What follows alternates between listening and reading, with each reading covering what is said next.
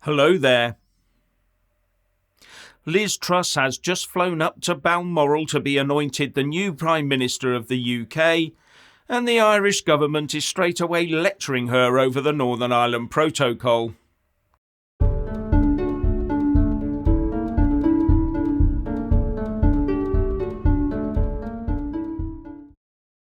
Now, it's not just the Republic of Ireland trying to lay down the law over the protocol.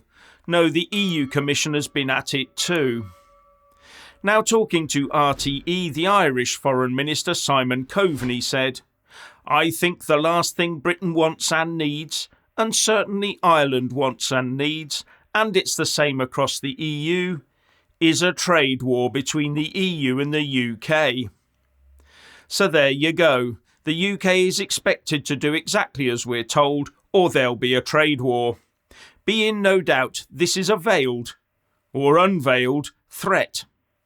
And the EU Commission President Ursula von der Leyen, together with her Brexit negotiator Maros Šefčovič, both talked about a constructive relationship in full respect of our agreement, which is EU jargon instructing us to enforce that protocol rigorously and get the biggest, hardest border down the Irish Sea between Northern Ireland and the rest of the UK that can be achieved.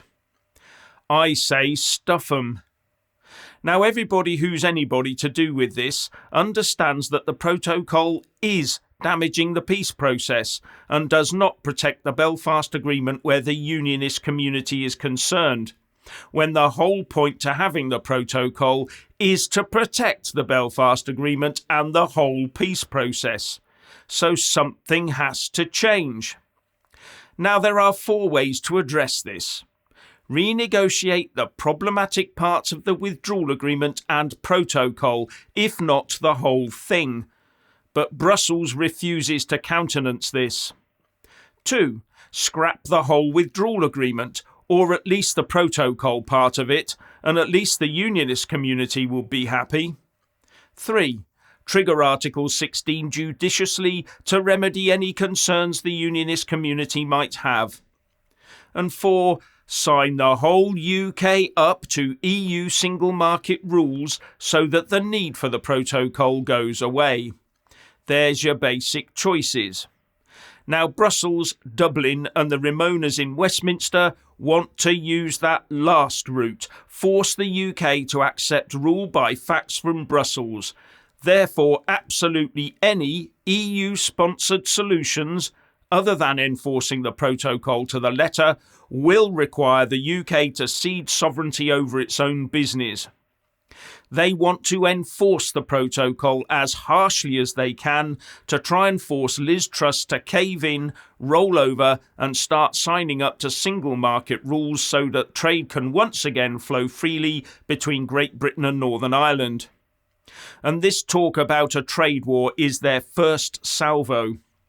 And if we do that, then the UK would have started the process to rejoining the EU and coming under ECJ jurisdiction once again.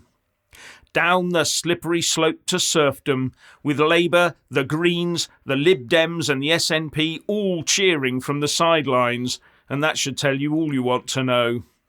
And this is what both Brussels and Dublin are trying to argue is the pragmatic solution. Sounds more like a Putin solution to me. And to force this, the EU, the Republic of Ireland and our own in-house Remoaners have to try and convince people that the legitimate use of Article 16 by the UK is somehow illegal, by claiming it would break international law.